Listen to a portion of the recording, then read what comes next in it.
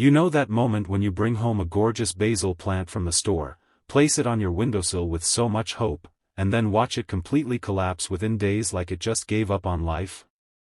Yeah, that's not your fault. Those plants were never meant to survive in your home in the first place. Stick around because what I'm about to reveal will change how you see every herb plant at the grocery store forever. Hey there, garden friends. Welcome back to Earthly Gardening, where we help you grow more while spending less. If you're new here, you've just stumbled into a community of real gardeners who are tired of wasting money on plants that refuse to cooperate. Today, we're solving one of the biggest mysteries that's been draining wallets and crushing spirits, the curse of the store-bought basil plant. Before we dive into this, do me a quick favor: smash that like button if you've ever felt personally victimized by a basil plant. Seriously, your support keeps this channel growing, and if you want more honest, budget-friendly gardening advice that actually works, hit subscribe and ring that notification bell. Trust me, by the end of this video, you'll never look at store basil the same way again. Now, let's get into it. Section 1. The dirty secret supermarkets don't want you knowing. Alright, let's talk about what's really happening behind those plastic sleeves. When you pick up a basil plant at the grocery store, you're not buying one plant. Nope. You're actually buying somewhere between 15 to 40 seedlings crammed into a container the size of a coffee cup. I'm not exaggerating. These growers are packing in as many seeds as physically possible to create that full, lush appearance that catches your eye. Think about it like this: imagine trying to live in a studio apartment with 30 other people. You'd run out of air, space, and resources pretty fast, right? That's exactly what's happening to your basil. Every single stem is fighting for survival, competing for water, nutrients, and light. The roots are so tangled beneath the soil that they've basically formed one giant stressed-out root ball. But here's the kicker. These plants were never grown with your kitchen in mind. They were cultivated in perfect greenhouse conditions with controlled humidity, ideal temperatures, and professional lighting. The second you bring them into your home with its dry air, inconsistent temperatures, and that north-facing window you thought would work, the plant goes into complete shock. The growers know this. The stores know this.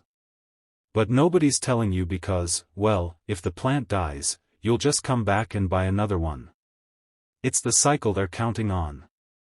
Section 2. The transplant shock nobody warns you about. Let's get into what happens during that first week. You bring your basil home, feeling optimistic. Maybe you even transferred it to a prettier pot. And that's when things start going downhill fast. The plant was already under stress from being overwatered at the store, sitting in a tray with dozens of other plants, possibly getting too cold during transport. Then it arrives in your home where the air is drier, the light is different, and suddenly it has to adapt to a completely new environment. This is called transplant shock, and it's brutal for these already weak plants. The leaves start wilting. They might turn yellow or develop brown spots. Some stems just flop over like they've lost all will to continue. You start watering more because you think it's thirsty, but that actually makes things worse because the roots are already drowning. And if you did repot it, which seems like the responsible thing to do, you've just added another layer of stress. Those roots were already strangled together, and now they're trying to adjust to new soil, a new container, and new conditions all at once. Most people think they're doing something wrong. They blame themselves. But the truth is, these plants were set up to fail from the beginning. Quick pause here. If this is making sense and you're realizing you've been set up this whole time, drop a comment below telling me how many basil plants you've accidentally sent to plant heaven. Don't worry, this is a judgment-free zone. We've all been there. And if you're finding this helpful, go ahead and hit that like button. It really does help more people discover these truths. Alright, let's keep going because now I'm going to show you exactly how to fix this. Section 3. The separation solution that changes everything. Here's what to do as soon as you bring a basil plant home: separate the seedlings. It sounds risky, but leaving them crowded guarantees they struggle. Water the plant about an hour beforehand, then gently remove the root ball from the pot. You'll see a dense tangle of roots and stems that's normal. Using your fingers, slowly tease the root ball apart, working from the outside in. Divide it into smaller sections of a few stems each. Some roots may break, and that's okay. Plant each section into its own container with fresh soil and proper drainage. Water lightly, place in bright indirect light, and leave the plants alone for a few days to recover. A little wilting at first is normal. Within a week, new growth appears, and instead of one struggling plant, you'll have several healthy, thriving basil plants. Section 4. The ongoing care that actually makes sense. Now that your basil has a fighting chance, let's talk about keeping it alive long term, because separation is just the first step. Light is everything. Basil wants about 6 hours of bright light daily. If you don't have a sunny windowsill, don't panic. A simple grow light from any hardware store works perfectly. I've kept basil thriving under a basic LED grow light that cost less than dinner for two. Position it about 6 inches above the plant, and you're golden. Watering is where most people get tripped up. Here's the simple rule: stick your finger into the soil up to your first knuckle. If it feels dry, water it. If it still feels moist, wait another day. Basil likes consistent moisture but hates sitting in water. Those drainage holes I mentioned earlier? They're your best friend.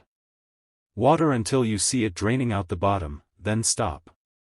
Temperature matters more than people realize. Basil is a warm weather lover. It wants temperatures between 65 and 75 degrees Fahrenheit. If your home gets cold at night or you've got it near an air conditioning vent, that's stressing the plant out. Move it somewhere with stable temperatures.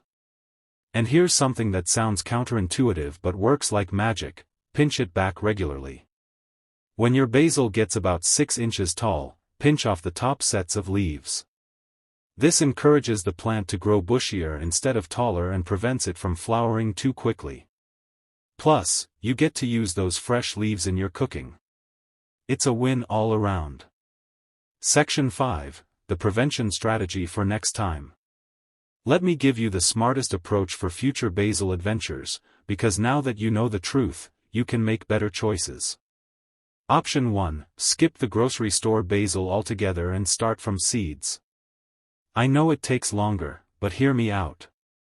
A packet of basil seeds costs about the same as one grocery store plant and gives you hundreds of seeds.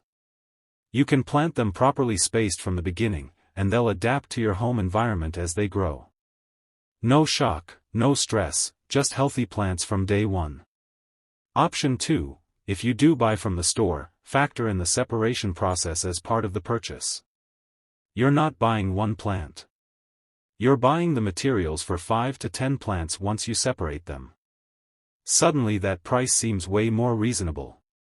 Option 3. Find a local nursery instead of buying from big box stores. Nurseries typically grow their herbs in better conditions with proper spacing. Yes, they might cost $1 or $2 more, but you're getting an actual healthy plant instead of a bundle of stressed seedlings pretending to be one plant. The most important thing is adjusting your expectations. That grocery store basil was never meant to be a long-term houseplant.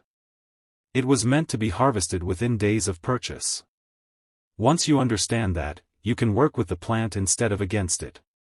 Section 6. What success actually looks like. Let me paint you a picture of what's possible when you do this right. I separated a store-bought basil plant about 3 months ago. I got 7 individual plants from that one container. Today, they're all thriving on my kitchen windowsill. I harvest leaves for cooking multiple times a week, and they just keep growing back bushier and healthier. That one purchase has given me more fresh basil than I could have gotten from a dozen store trips. The flavor is incredible because I'm picking it fresh. And I haven't spent another cent on basil since. Compare that to the old cycle: buy plant, watch it die, feel guilty, buy another plant, repeat. That was costing me money every couple of weeks and filling me with frustration. Now I've got a system that works, costs less, and actually brings me joy instead of stress. This is what I mean when I say earthly gardening is about growing more while spending less. It's not about having a green thumb or special skills. It's about understanding what's really going on and working smarter instead of harder. Alright, garden friends, that's the full truth about why your basil keeps dying and exactly how to fix it. If this video just saved you from future plant heartbreak, do me a solid and hit that subscribe button. We're building a community of real gardeners who are tired of the usual nonsense and want practical advice that actually works. Drop a comment and let me know, are you going to try the separation method, or are you starting fresh with seeds? I read every single comment and I love hearing about your gardening wins and challenges. And if you want more content like this, where we cut through the marketing and get to what really works, check out the video popping up on your screen right now about common garden mistakes that are costing you money. I promise it's just as eye-opening as this one. Thanks for spending time with me today. Until next time, keep growing, keep learning, and remember, a little knowledge turns those dying plants into thriving gardens. I'll see you in the next one.